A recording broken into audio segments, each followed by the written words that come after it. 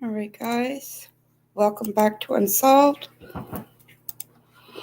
I hope everybody's having a good day. I don't know if my intro went through or not. I'm trying to work that out.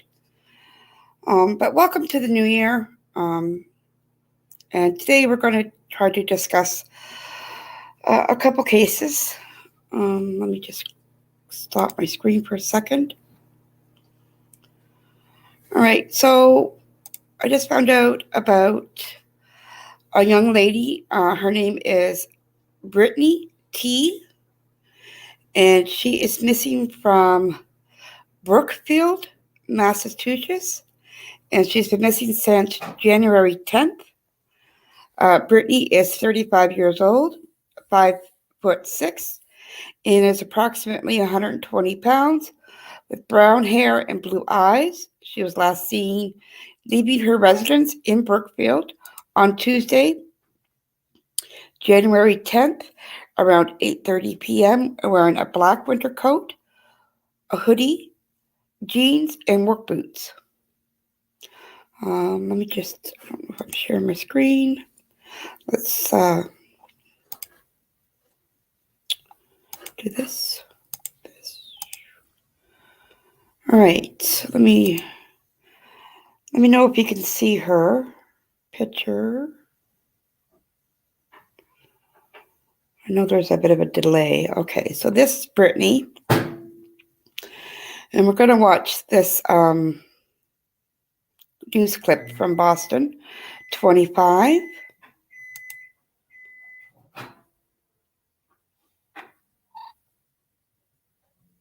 Oops.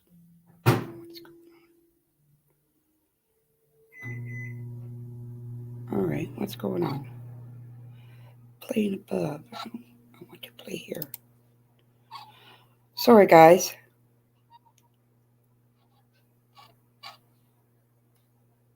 Live there in Brookfield for us tonight.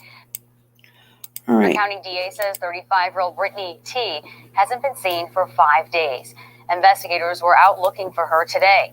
Boston 25 News reporter Bria Douglas live there in Brookfield for us tonight. Bria, you spoke with one of her very concerned friends tonight. Is the volume okay, guys? Carrie, I got a chance to speak to one of Brittany's friends, and she made it clear that Brittany is a woman who is loved by many, and they desperately want her home safe and sound. The search is on to find another missing woman. This time, police need help finding 35-year-old Brittany Tee. They've had a drone in these. They got cadaver dogs. They've got people on the ground. When I say they get dogs looking for human scent. It's been an extensive and thorough search. She was last seen leaving this house in Brookfield on Tuesday, January 10th, and reported missing 3 days later. Friends say a lack of communication caused the delay in notifying police. Now it's been nearly a week since they've heard from her. There's a lot of people that are really concerned about her, and we just want her to know that we all love her so much, and that we just want her home safe. Dozens of Brittany's friends and family showed up to the Brookfield Police Department looking for answers about the investigation. Brittany's friends say mounting pressure and the power of numbers led to police finally getting the word out she's missing. Social media has been the only way that people have been told about this recently. We got to verify everything, and then once we're comfortable, we let it send. We send it out. Today was the day that all of us just kind of had enough.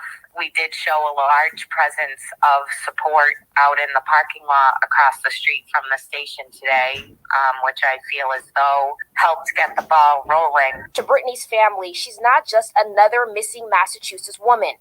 Maddie wants people to know Brittany has made an impact in everybody's life that she's touched. She's caring, funny, loving, kind, hardworking. She loves her niece and nephew. She loves all four of my boys. And the district attorney asked for people to check their security cameras in case there's any footage of Brittany. Meanwhile, police will be back out again tomorrow searching for her. Live in Brookfield, Bria Douglas for your local station, Boston 25 News. We certainly hope that this woman's loved ones get some answers soon. Bria, thank you very much. All right. So, like she said, she is missing from Brooklyn, Massachusetts. If I don't say that right, I apologize. They have drone in the air, cadaver dogs, people on the ground.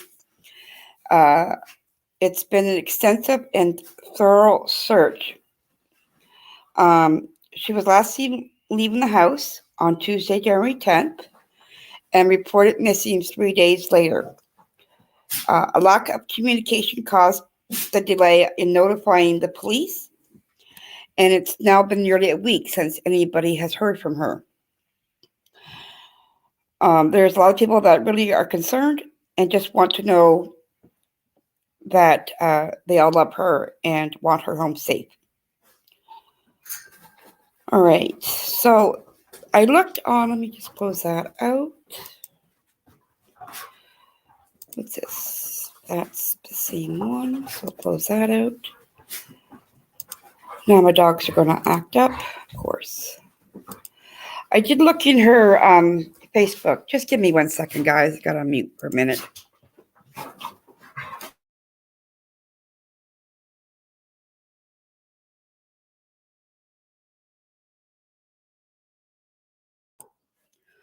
My dogs are playing around. I'm sorry if you hear them in the background. So anyhow, Brittany, if anybody has any information on her whereabouts, please contact the Brooklyn Police Department at 508-867-5570 or your local police department and refer to Brittany Tee missing. All right, so that's all on her that I really have. I looked at her Facebook, but I really couldn't find too much on her. Her Facebook is locked down. You can't see anything on it, unless, of course, you're friends, and her friend list is all blocked and all that stuff. So, okay, so the next case I wanted to get into is, it's an old case from, well, not old. Would you two stop? Her name is Katherine Janness, and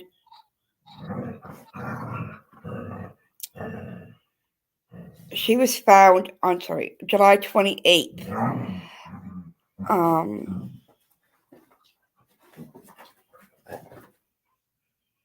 2021, I think. Hang on here. I'm sorry. Okay, let me just share my screen again, and we'll get into a thing here. Gotta get my dogs to settle down. Oh my.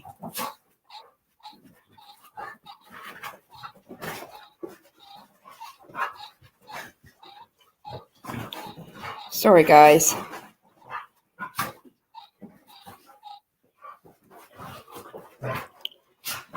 They're having a playtime.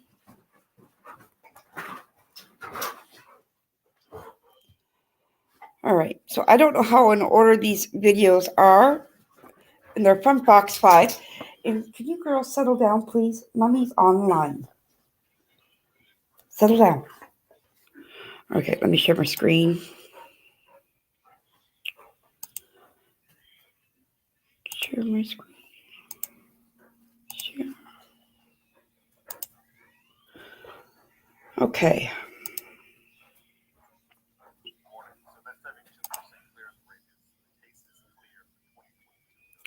Wow, I can't even hear that. Can you guys hear that? Can anybody in chat let me know if they hear this video? Because it's really low on my end. Oh, come on, play.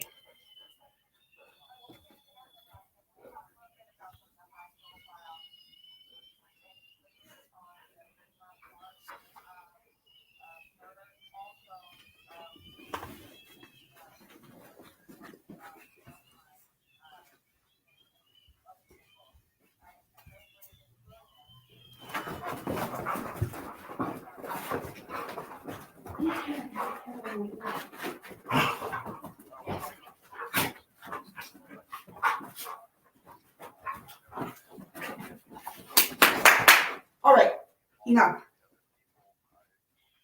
Up on the couch. Lay down.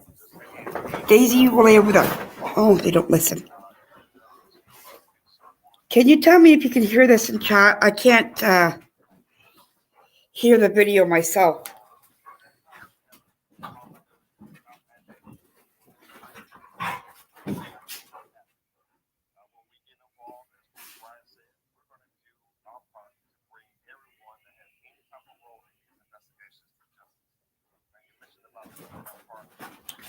That is still an ongoing investigation.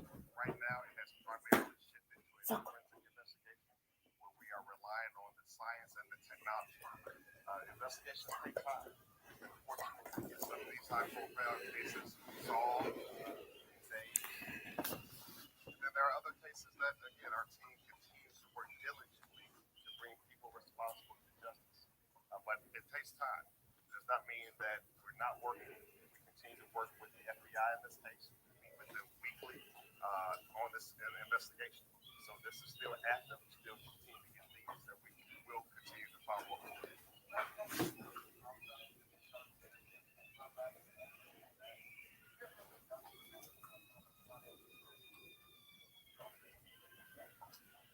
Again, we're trying to educate everyone. As we found out, about 41% of these cases are escalating issues.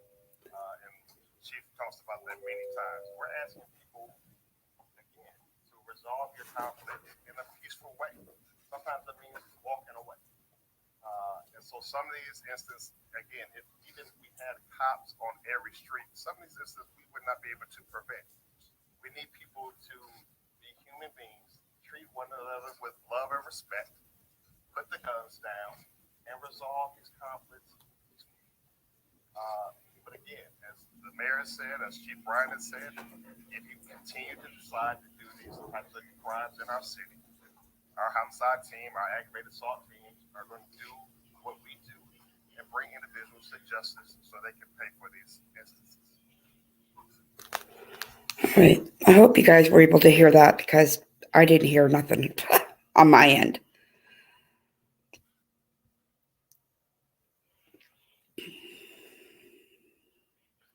So this is Katie and her dog, Bowie.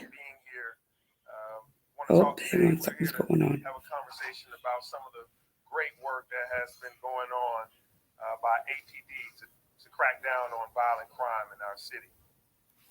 You may not realize that the Atlanta Police Department's homicide unit exceeds the national standards in closing these cases by arrest. To date, they have closed 72% of homicide cases by arrest. You'll hear more about that from Chief Rodney Bryant in just a moment. The national average is 54%, and we're at 72% already. But I want to stress to the would-be offenders out there that if you think you want to commit a crime in this city, you may want to think again because we have our eyes on you, and you will be caught. Thanks to our Phoenix. All right. I don't think that has to do with what is going on. Close that. Sorry about that, guys.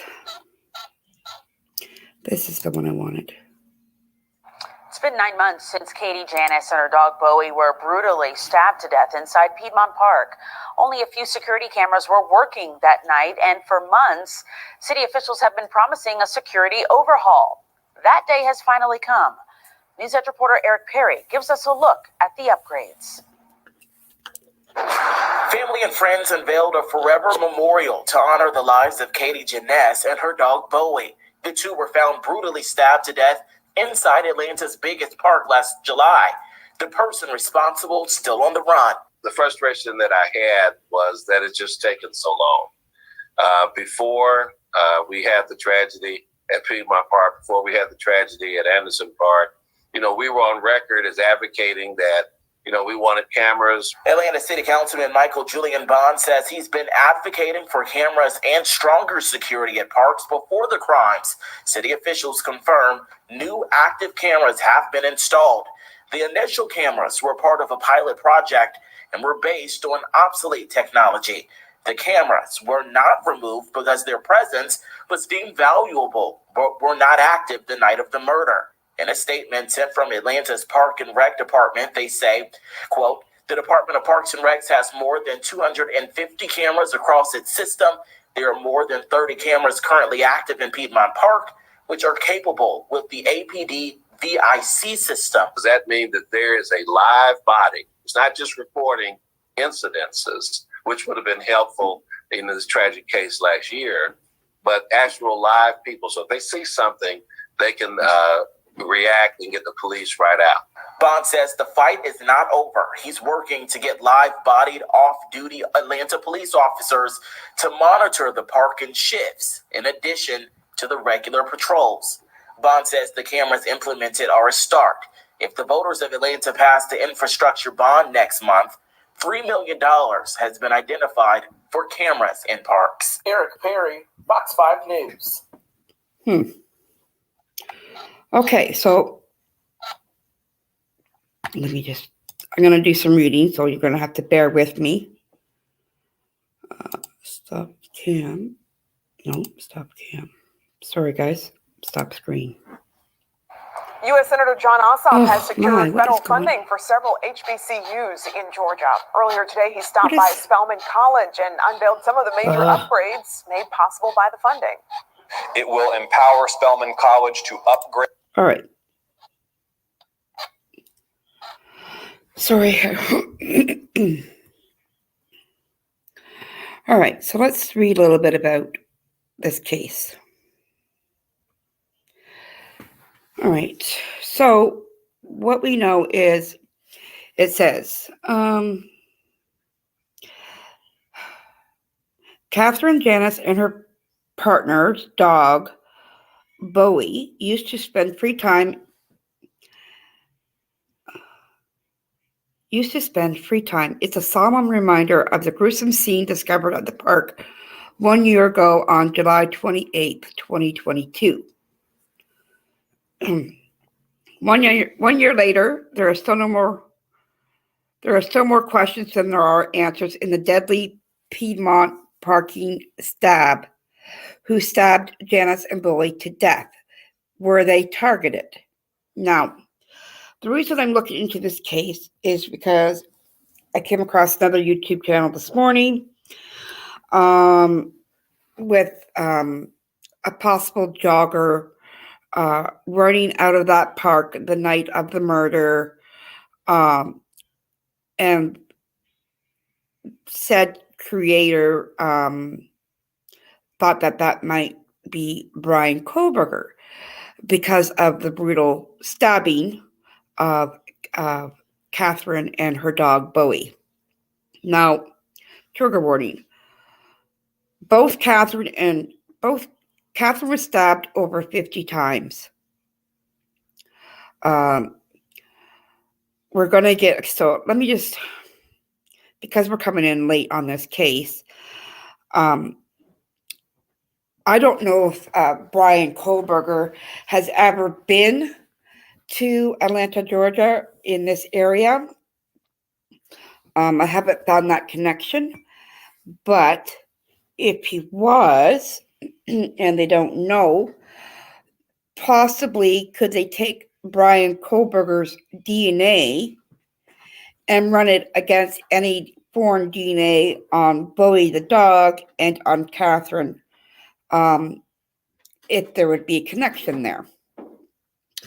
Now, Atlanta, from what I understand, there was another lady as well that was killed, and they're thinking that possible serial K was involved.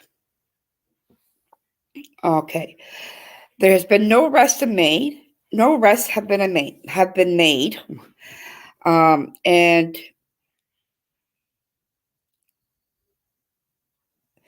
person of interest or stated a possible motive to the crime.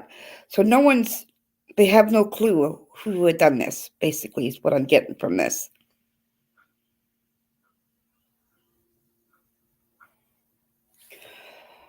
Okay, so this is what we know about the murder of Katherine and her dog Bowie. They are disturbing, and I'm going to say trigger warning now. All right, so officers went to the entrance of Piedmont Park. If I'm saying that wrong, please forgive me. On 10th Street and Charles Allen Drive around 1 a.m. on July 28, 2021, after the discovery of a woman and her dog stabbed to death. The woman was identified as 40-year-old Atlanta resident Katherine Janness. She was reportedly found near the entrance to the park at 10th Street and Charles Allen Drive. Police released an image of Janness and Bowie, her partner's dog, using a crosswalk near the park shortly before the murder. After Janness' death, Emma, her partner, said her heart was broken and the world would never be the same. There is a video clip here. Let me just share my screen again.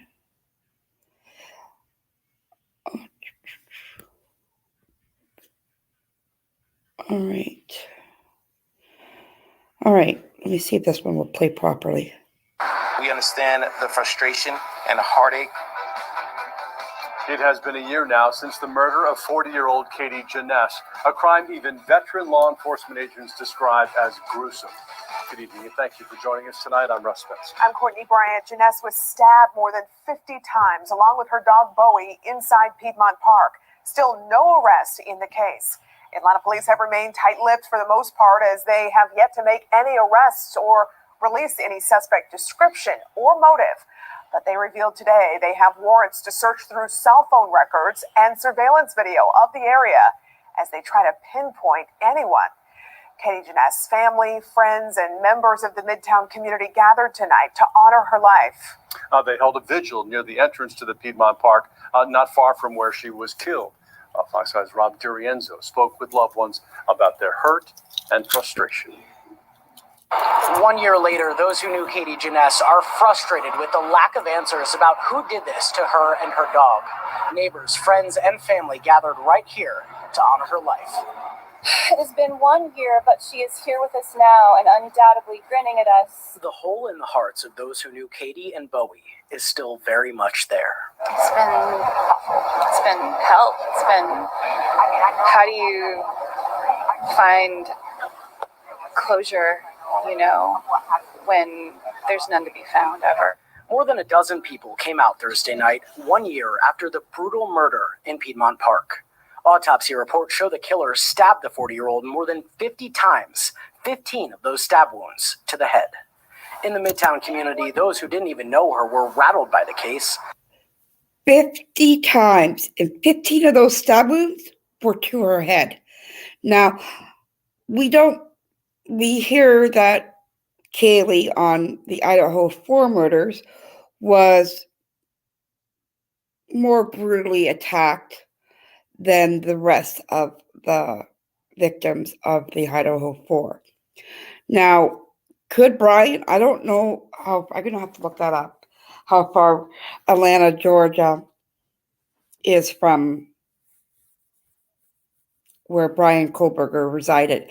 Was he at his parents' house at that time? Was he at DeSales University? Or was he in Moscow at that time? I don't think he was in Moscow at that time. But, so we're going to look into that as well. And with no arrests, still are. It just devastated me.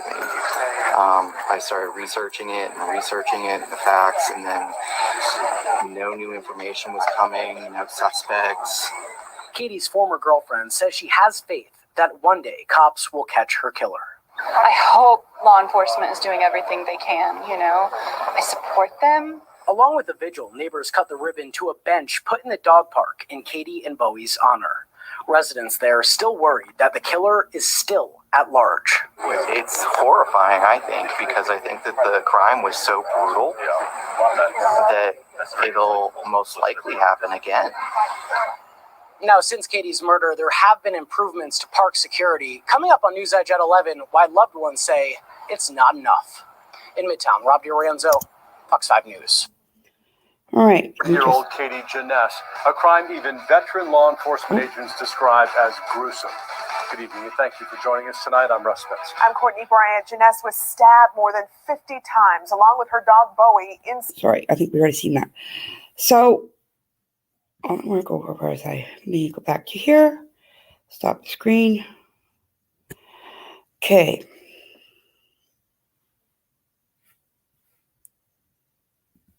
Sorry, I lost my spot. So we know that in the Idaho 4 murders that Murphy, the dog, was not harmed. So could Bowie, in this case, Bowie, the dog that was also stabbed to death, could he have attacked the assailant and that's why he killed the dog? And with Kaylee's dog, Murphy was in another room prior to Brian coming in, or Brian put him in a room or a crate. We don't know yet. Okay, so let me get back to this. After Janice's death, Emma said her heart was broken. Tibby said that, okay. Clark said that Janice, which is her last name, was an incredible dog mom and advocated for social justice. She was a musician as well as liked in the Midtown Atlanta community. Clark allegedly tracked them with her iPhone and found both Janice and her 3-year-old dog deceased near the entrance of the park. Relatives say that Katherine was taking her dog, Bowie, for a quick walk but never came back. The couple lived up street from the park and had been together for years. Okay. Katherine suffered more than 50 stab wounds to her face and neck, torso, the night in July she was murdered, according to the autopsy report. Autopsy shows that Katie died due to sharp force injuries of her face, neck, and torso that caused injuries to major blood vessels and internal organs. At least 15 of those wounds were to her head. Now, this is important, I think. Oh, thank you, Shannon, for letting me know that. Okay, so he could have done that, and okay. So the report reveals the letters F-A-T were carved into her torso. Now, we didn't hear any of that in the Idaho case. That wasn't released. That doesn't mean that nothing was carved into their bodies, but it never came out in any of the information that was given to us. So this one here does have that, and that's why I think they're thinking it could be a serial killer. I don't know. Okay, so Bowie's autopsy.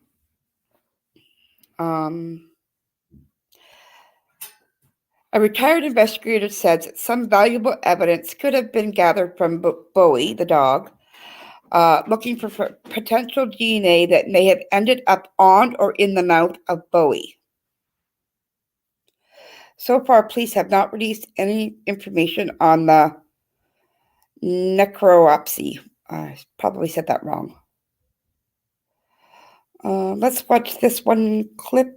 Oh, wait. Is that the cameras? No, we don't need to see that.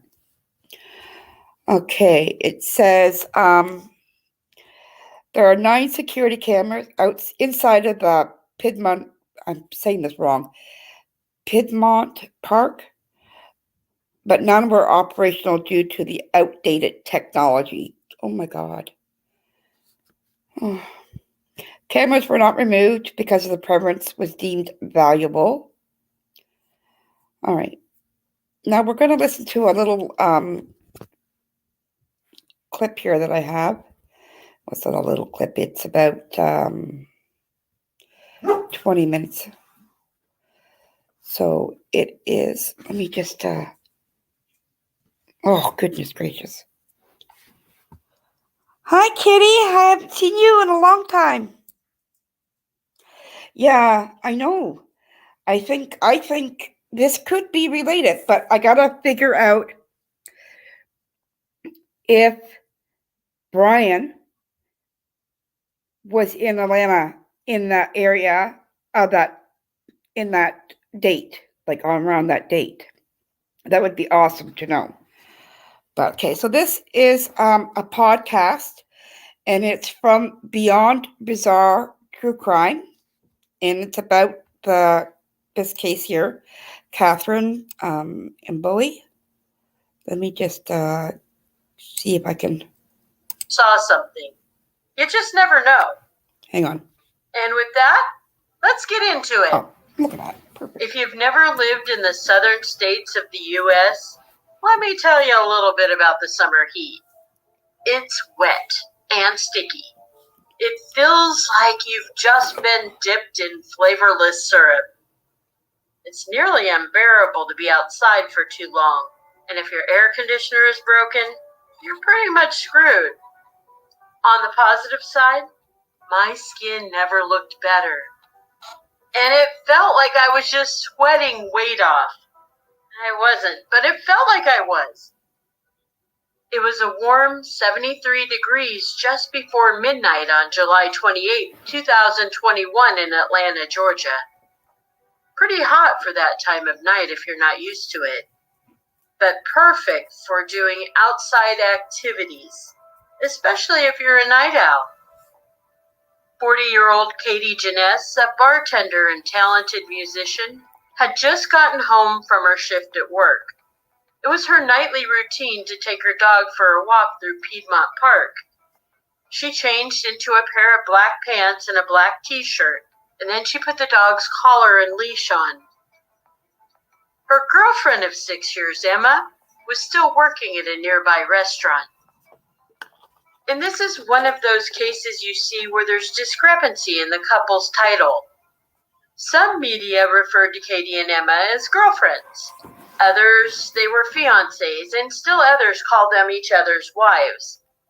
I don't know how important this detail is or could be, but in Emma's 911 emergency call to police dispatch, she refers to Katie as her girlfriend. The couple lived only a couple blocks from Piedmont Park in Atlanta. Piedmont Park has been touted one of the safest parks in the United States. It's a picturesque 185-acre park. It features walking, jogging paths, tennis courts, 2 ponds, a public swimming pool, and a dog park. Many fun festivities are held at this park, including concerts and Atlanta's Pride events. The park hours of operation are from 6 a.m. to 11 p.m. daily. Although the park seems... I'm wondering if because Katie was a lesbian, not that that matters, but maybe the person that did the crime was against lesbian and gay relationships. It's possible, right? Maybe he was following her and stalked her. I don't know. They lived right down from the street from the park. So if she went to that park on a routinely basis, meaning that she always took her dog to that park, could she have been stalked and being watched? And the person knew her patterns. We don't know. Seems to be somewhat active after hours as well. Very close to Piedmont Park are 4 corner crosswalks, and they're painted with pride flags. This would be at the 10th Street and Piedmont Avenue Northeast, where the Flying Biscuit Cafe resides. A block away from that, maybe not even a whole block, is the entrance to Piedmont Park. The park usually has 30 operational CCTV cameras in strategic places. But for whatever reasons, the night of July 28, 2021, 9 of those cameras were not working. Imagine that. A little after 11:30 p.m. is when Katie decided to walk their dog Bowie, a beautiful pit bull.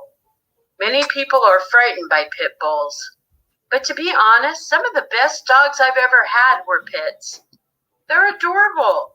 They're loyal to their owners, and so many of them are not as savage or menacing as they appear. I know a lot has to do with how they're raised. Bowie was a good boy and a good walking buddy for Katie. By all accounts, Katie and Bowie should have been safe that night. They were safe all the other nights they took their walks. Their route took them by the restaurant Emma worked for a quick hello.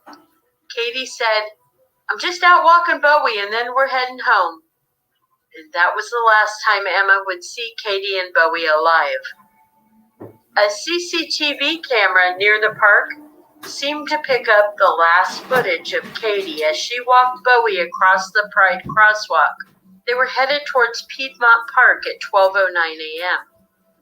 Between this time and the time when Katie and Bowie's bodies were discovered around 1 a.m., 6 or 7 people were seen on working CCTV cameras, and they were leaving various entrances and exits of the park. Police went on to local TV stations. They played the CCTV footage of the people walking in and out of the park. Then they asked for all potential witnesses on camera to come in for an interview. And as far as I know, only one of those have come in so far. If you're familiar with this case and you've checked out the CCTV footage, it was the jogger that was seen on camera leaving the park that came in.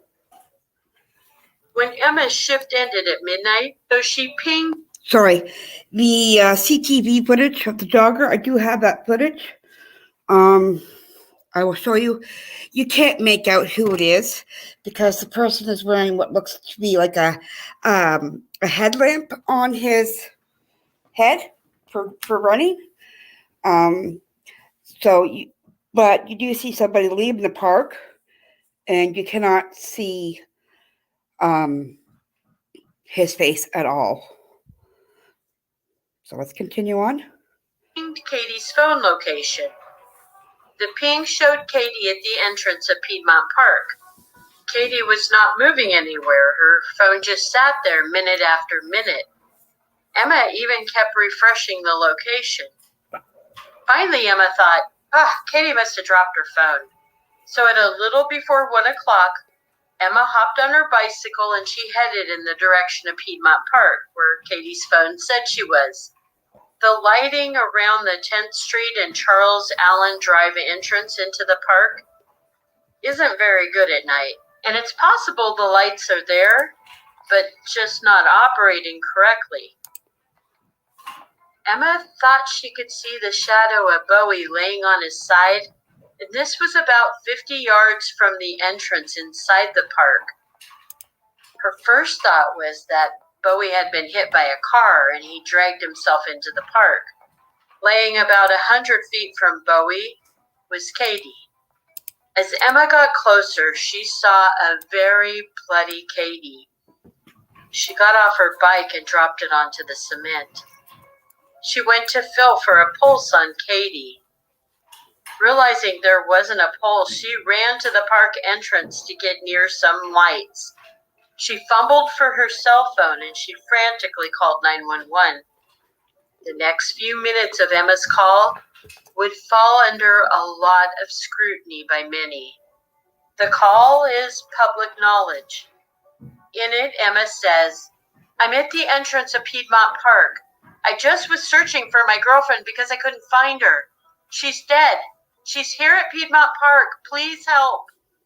To many observers who have listened to Emma's call, they think she sounds too calm, too callous, and too removed from any feelings about Katie at all.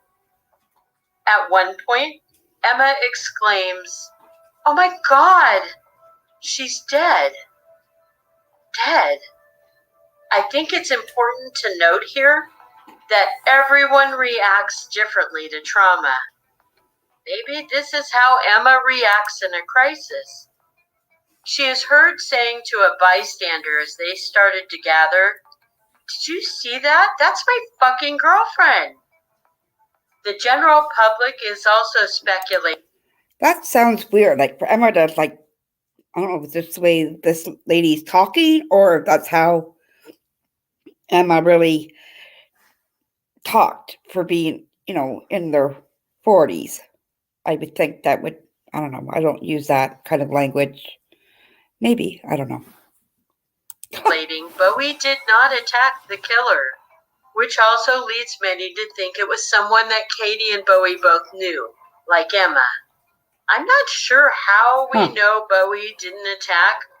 Emma's dad believes that Bowie did attack the killer and that there's DNA in Bowie's mouth. Yeah. Which would mean he bit the assailant, right? If this is true, law enforcement is keeping the information close to their vests. After the medical examiner inspected Katie's body, it was determined to have had 50 stab wounds all over it. Some were defensive wounds to her arms and hands. 15 of the stab wounds were to Katie's face. Each of her breasts had been stabbed. Jesus. She was stabbed in her throat several times and had a stab wound to her back that went all the way through. It damaged her heart and her left lung.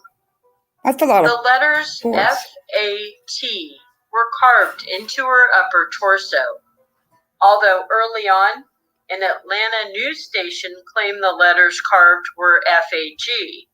And they said that the murder was definitely hate motivated because Katie was a lesbian. I don't think this was terribly responsible journalism on their part. To this day, we still don't know what the motive was. Carving letters or words into a victim for the psychological gratification of the killer. This action has nothing to do with accomplishing a murder. Katie was also dismembered. There were a couple of her body parts. It's not been disclosed which body parts. I'm assuming maybe a finger or two. But her cause of death was sharp force injuries to her face, neck, breasts, torso, and back. Wow. Katie bled out from all of her stab wounds. All 50, which really seems to be a passionate crime. Yeah, exactly. Or at least a I don't very think I could talk about that personal either crime. if I found. Which is yet dead another loved one. neon arrow pointing to Katie's girlfriend, Emma. And do you want to know what the kicker is? A GoFundMe account was set up in honor of Katie. It raised almost $80,000. Wow. A big chunk of it was used by Emma. And that just adds to her suspicion factor. But there's a reason why Emma needed that money. Since Katie's murder, Emma couldn't even go anywhere near Piedmont Park without being accosted by someone who believes she's the one who murdered Katie and Bowie. Due to multiple death threats, Emma had to quit her job and move from the place she shared with Katie and the dogs. So Emma took most all the money and she paid bills. And she bought a condo. The money was supposed to go to a reward fund to find Katie's killer. All of the evidence that the public seems to think they have against Emma, circumstantial at best. And I'm not sure any of it would hold up in court. Did Emma say or act inappropriately on her call to 911? According to some people, she did. But the human psyche is weird. I thought she sounded more like someone in shock. Did her timing using the GoFundMe money suck? Absolutely. But if my life were being threatened and in danger, I would have used the money to get out too. Should she have at least put some of the money towards the reward fund? Of course. What we need to remember, Emma was at work until at least midnight. Katie was seen crossing the Pride crosswalk on camera with Bowie at 12:09 a.m. Emma would have had to ride her bike into the park after work, and then she would have had to somehow ambush Bowie and Katie and kill them both without being seen. I don't believe there's any footage showing Emma riding or walking into Piedmont Park between 12:09 and when she found Katie. 50 stab wounds. That's a lot of work. That is. It would take a lot of energy. Mm-hmm. Could Emma have worked all day in a busy restaurant? And to have, so 50 stab wounds, that's, like she said, a lot of work, a lot of draining energy being put out on one person and a dog. Now, she was found near the entrance of the park. That person that did the killing of her, the suspect, I should say, when he was carving the words F-A-T into her torso, he would have, I don't know how long that would, it's 3 letters, I understand that, but if you're carving it into a person's body, the park must have been pretty much quiet. On a hot day or hot midnight, people would be out walking. I don't know. I don't walk past 10 o'clock, so I don't know. Okay, let's continue on. We got about 7 minutes left. Sorry, guys, if it's long. Then went to Piedmont Park undetected, snuck up on her girlfriend and their dog, and murdered them both with such overkill. I can't see. I have 2 dogs of my own. There's days where I wish I didn't have dogs because they drive me cray-cray, but never the fact that I would kill my pet. So I don't know if Emma doesn't. I don't know. Such hatred. And then ran out of the park to call police dispatch, all in less than an hour. I'm sure it's possible. But she would have had to ditch her bloody clothes, the murder weapon, exactly, and whatever body parts on Katie that were missing. Wouldn't she most likely have some cuts on her hand from the knife as well? And if Bowie did bite the attack? And it doesn't tell us what kind of knife was used. If it was a serrated edge, if it was a K-bar, like how Kohlberger used in the Idaho 4. So that it doesn't tell us that I could find. Attacker? Wouldn't Emma have a bite mark on her if she was the killer? I would expect her DNA would be at the crime scene too. And speaking of DNA, I probably already said this, but I'm going to say it again. If this is related to Brian Kohlberger being the suspect in this unsolved murder, all they have to do now is run Brian's DNA, because I do believe they have it now, his own DNA, not his father's DNA, but Brian's own DNA. If there was DNA found on the dog or on Katie, they could run a DNA test, I would think.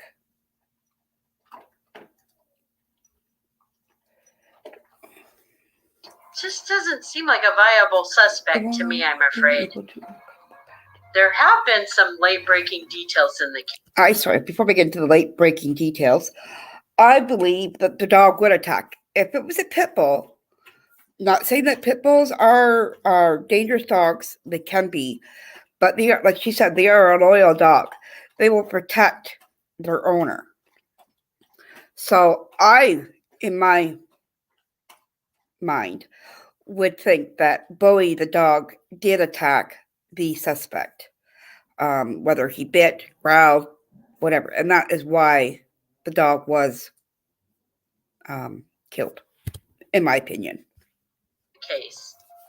When the killer wrote FAT on Katie's upper torso, Katie was still alive. Oh, God. She was also alive for most of the torture. Jesus. The medical examiner was able to determine this because Katie's blood hemorrhaging is ante-mortem. This means that the injuries occurred before death. A former forensic investigator weighed in on Katie's case. They said it looks like the killer took time to pull Katie's pants down and write on her. And there's also a possibility the killer knew what they were doing with a medical instrument, or perhaps they had a multi-edged tool with them. This former investigator also said the killer would have been drenched in Katie's blood. It took way more time than necessary to simply kill Katie. A forensic psychologist believes the overkill, the sexual targeting, and the mutilation are common to a murderer who is a sadist. The act of carving the letters fulfilled some emotional need the killer had. And all the investigators are thinking it was potentially someone Katie knew. They say a stranger-to-stranger attack and murder seems very unlikely to them. Wonder why. I'm not sure if that's because maybe Bowie didn't attack the assailant or because of the 50 stab wounds. A former prosecutor of the county Piedmont Park is in believes that the reaction of the victim's dog is noteworthy. The assailant killed the pet as well, and a characteristic of a pit bull breed is to be very protective of the owner. Exactly. And yet the killer apparently was able to get close enough to disable the dog before killing Katie. It suggests the killer was familiar with Katie and... All right. So she's, from what I'm understanding of this lady talking, that Bowie, the dog, was killed before Katie was. So if that's the case, if someone's attacking my dog and hasn't attacked me yet, and you know it's, I honestly would run. Yes, it's my dog and I would want to protect him, but that flight or fight, I think I would probably run away if someone's attacking my dog. I don't know. And Bowie. Okay, here's the thing with that. Dogs have as different a personalities as people do. My pit bull in Hawaii, he looked like he could rip your head off. Probably but he never met anyone he didn't like, or anyone he didn't lovingly lick. He licked and wanked at everyone. And if you had a car, that dog wanted to go home with you. He didn't care who you were, as long as you drove him somewhere, preferably to his next bowl of food. And as for this being someone that Katie knew a lot of people. She was a bartender. It's her job to be friendly and to get to know people. Okay, so if Katie was a bartender and a musician, could a patron from the bar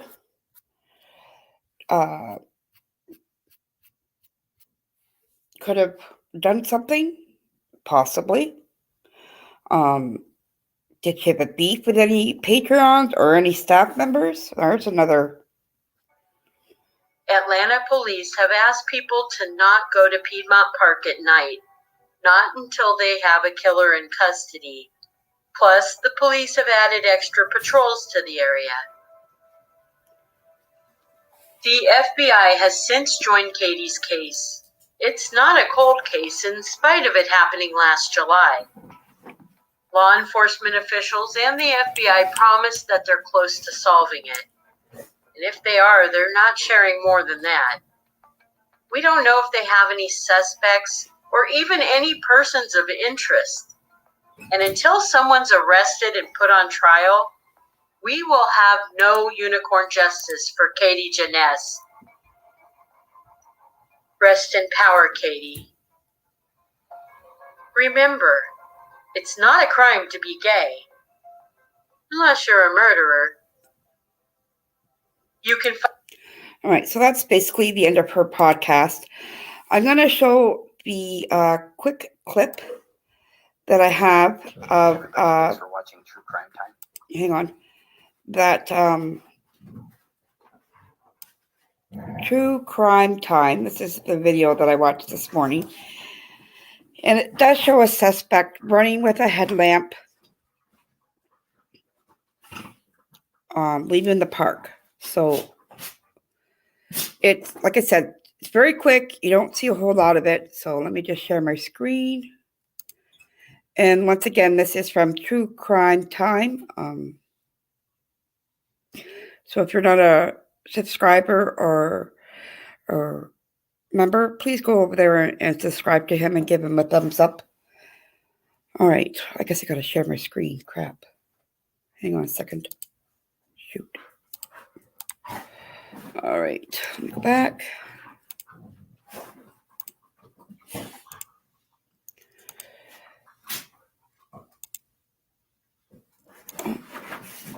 Yep.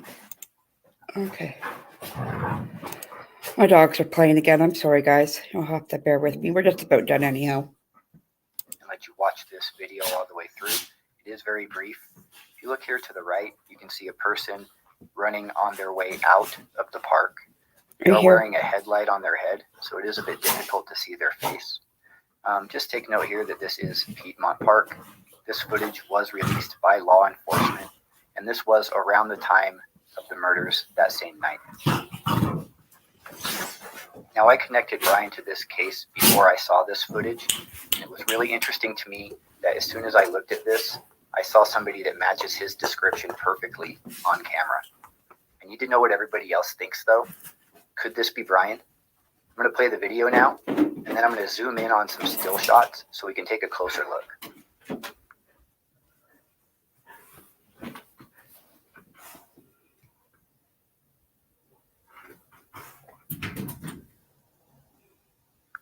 Okay, I'm going to play that one more time for you.